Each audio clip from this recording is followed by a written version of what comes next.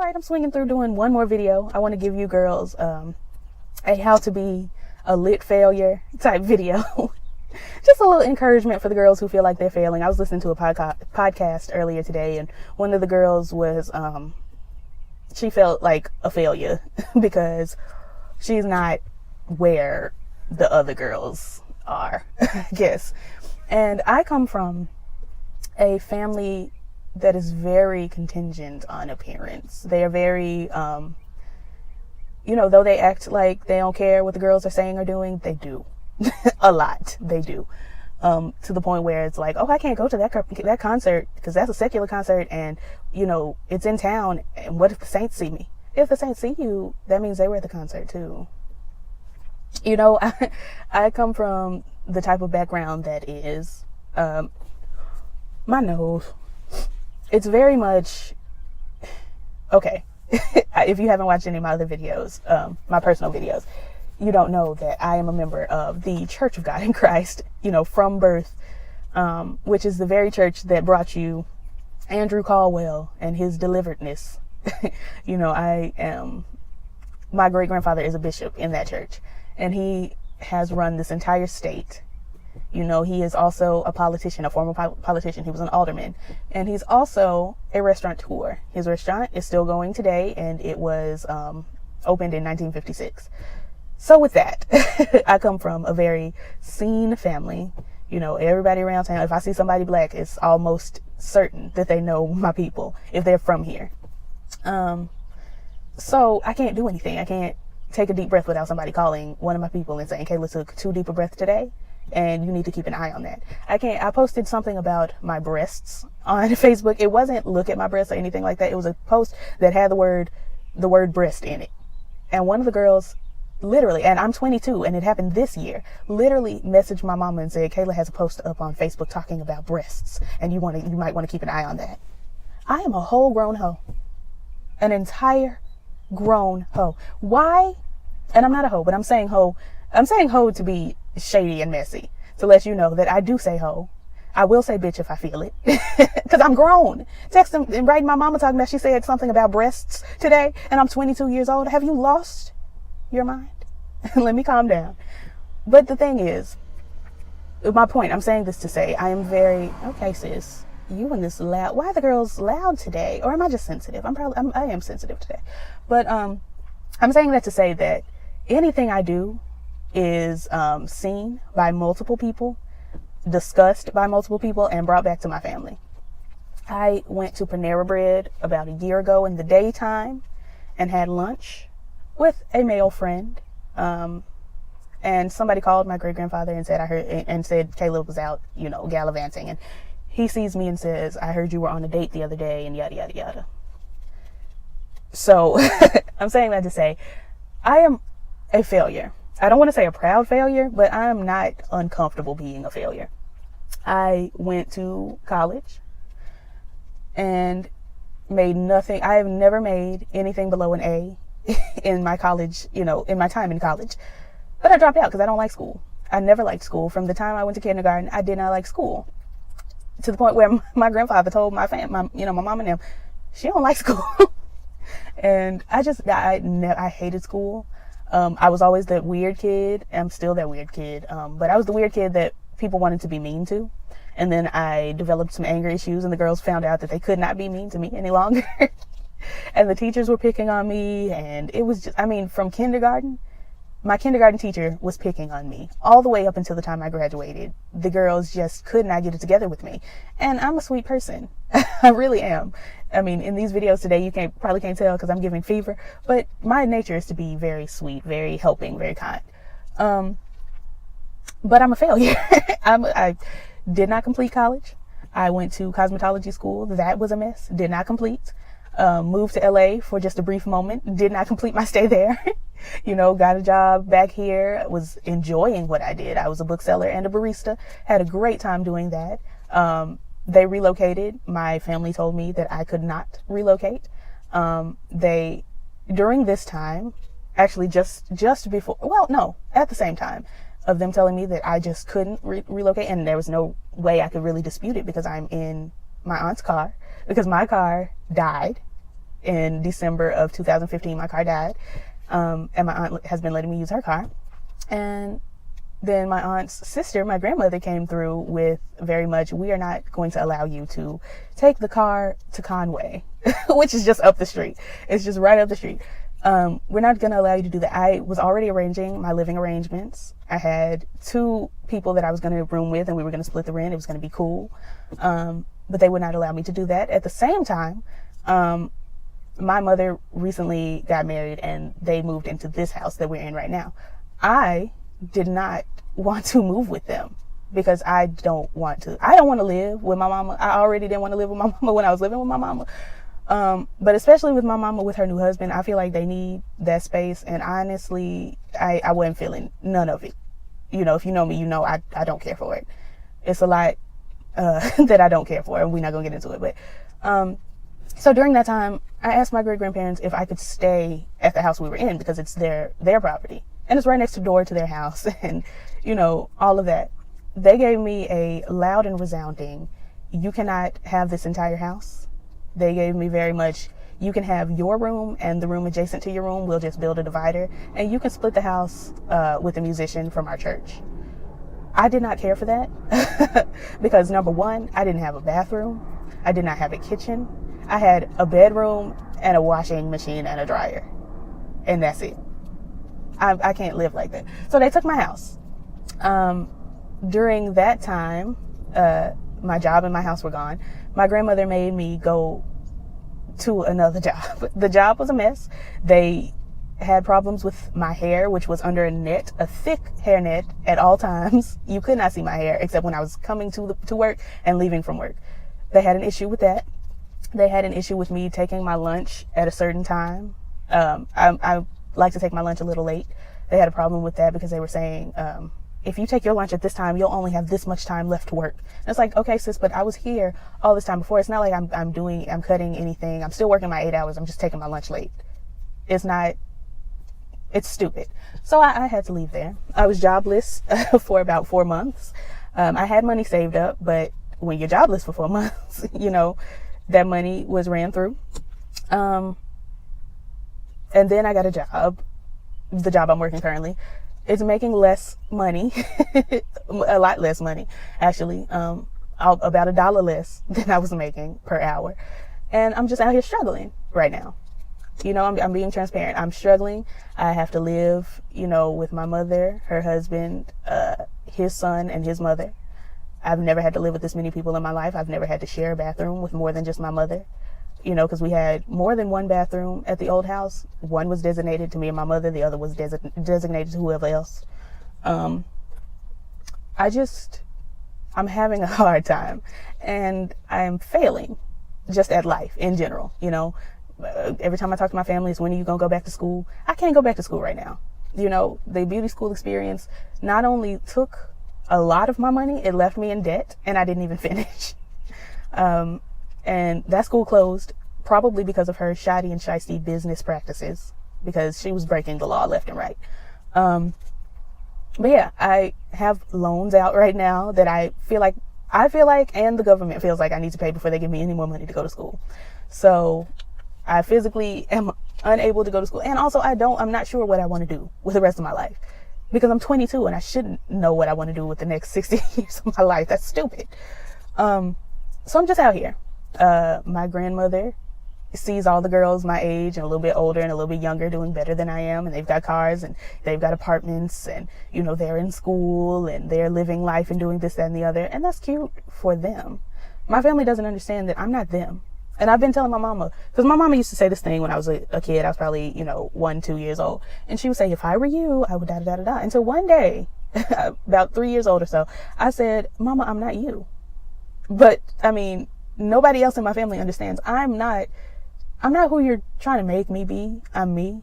And me is somebody who's failing right now. That's fine. Everybody's failing right now. Ain't nobody happy. All the girls you see in school with their houses, their apartments, and their cars and stuff, they are up to their neck in debt. Nobody's happy. Nobody's having a good time. You see all these people smiling on Facebook and giving you this, that, and the other.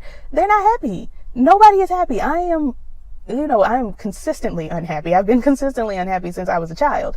So this is not news. But I'm less unhappy now. I'm failing, and that's fine. I don't compare myself to anybody else. If I do compare myself, I quickly tell myself, sis, you're not them. There's no point in comparing.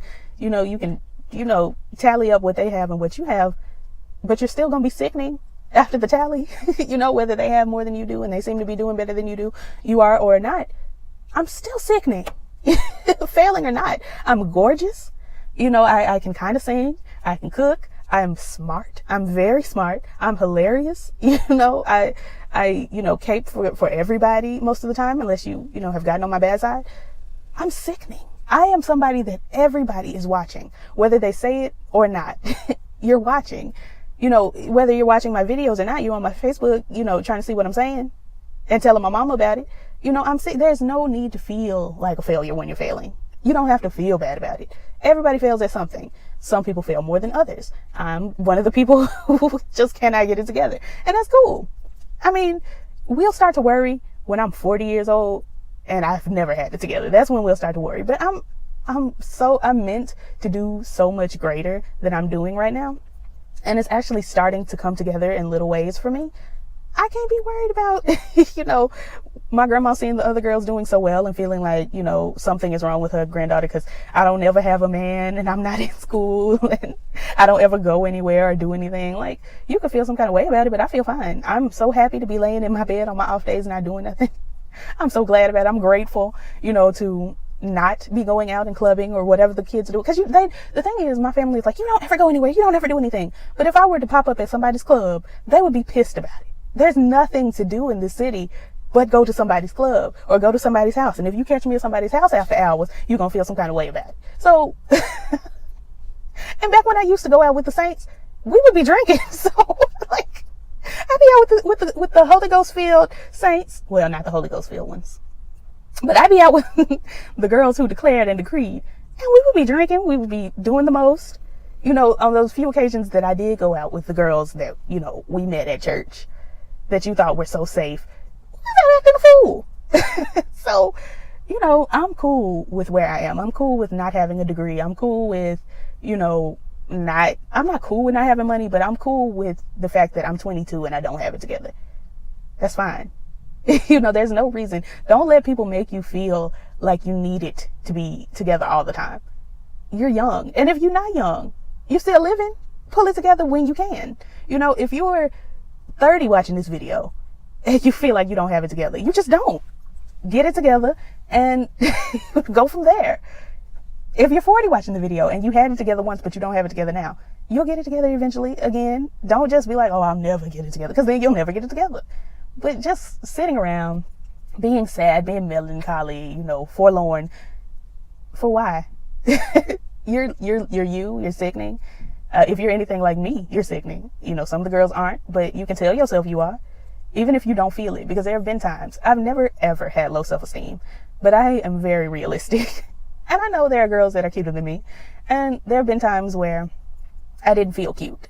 I didn't feel sickening. I didn't feel like, I'm the best thing since sliced bread. But there are people who have known me for decades that have never known that I don't feel sickening, because I tell myself and I tell them all the time, I'm the greatest person you'll ever meet. I am everything, and you better get with it. Like, get on the train or the bus, as Stevie J, I think he called it.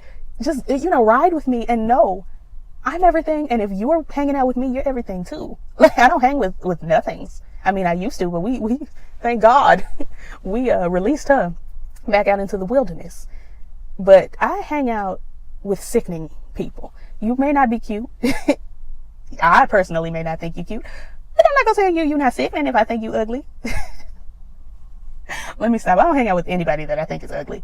And if I did start hanging out with somebody I thought wasn't as attractive, that's fine. What's my opinion got to do with you? What's anybody's opinion have to do with me? I don't care. That's my big thing. I've been saying it for many years.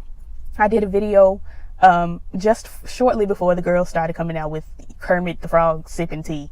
I did a video entitled "That Ain't My Business" on my other channel.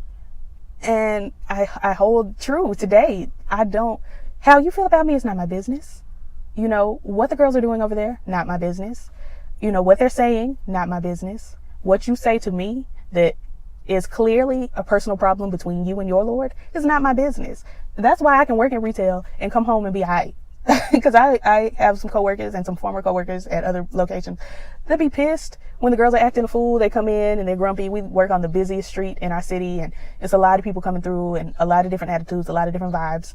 And the place we work, it's a lot of old white women coming in. Old white women always got an attitude, almost certainly. But once I realized when I was probably 16, 17, that has nothing to do with me, I was cool ever since. You know, folks give me attitude. I may give it back to you. I may not, but I'm not going to hold on to it because that's you. That's between you and your personal savior. Ain't got nothing to do with me. You come in mad. You come in pissed. You say a racial slur or whatever, you know, the girls like to do. That's you. I'll be a nigga. I'm a nigga. To my heart, I'm a nigga. Straight up and down, I'm a nigga. If you call me a nigga, you know, if you're somebody that I know and you're not African American or, you know, African or African Canadian or Afro Cuban, Afro Mexican, if you don't have Afro or black in your title, and you call me nigga, then we're gonna have to talk about it. But I'm nigga though. I'm a nigga down in my soul. I listen to Gucci Mane. I eat chicken. I eat Flamin' Hot Cheetos. I'm nigga. So, and I'm not excusing the girls who feel the need to racially slur, but that's your problem. That's not my problem. So back to my initial point. It's all right to be a failure. Fail, sis. Fail all you want to. Fail as much as possible because it's teaching you lessons, and you're not gonna fail again. I mean, if you fail again, something's wrong. If you do this and you fail, and you do it again and you fail, then you need to keep revising until you succeed. That's all this is teaching you. All your failures are teaching you to revise, come back, try it again, try it, tweak it, do it, and you got it. Just like keep failing. It's fun. Being out here, being a bum is fun. Like, I have just enough money to eat, to pay for the little things that I need to pay for. And then other than that, I'm sitting at home watching Netflix, drinking hot chocolate. The life. I don't have to impress you girls. Who are you? Who are you? I don't have to impress nobody because I know myself. I know that in 5 to 10 years, I'm going to be loaded. I'm going to be so wealthy. Like, I may not be Beyonce rich ever in my life. I probably won't. But I'm going to be taken care of. And it'll be me taking care of me. Whomever I marry, I was trying to, you know, get an airman just yesterday. But whomever I marry may have dough, but I'm going to have dough too. And I know this. I feel it. I know that in the next few years, I'm going to be popping. I mean, I'm already popping, but I'm going to be popping in the bank. Like, I'm going to go to the bank, and when I walk in, you know, the girls are going to dab when they see my account. They're going to be like, what? Immediately. And then I'm going to own my own bank. Because why not? I'm going to have enough money to start my own bank. I'm going to have enough money to start my own, you know, corner store. We're going to have bodegas out this bee. Kayla's bodegas all over. It's going to be lit.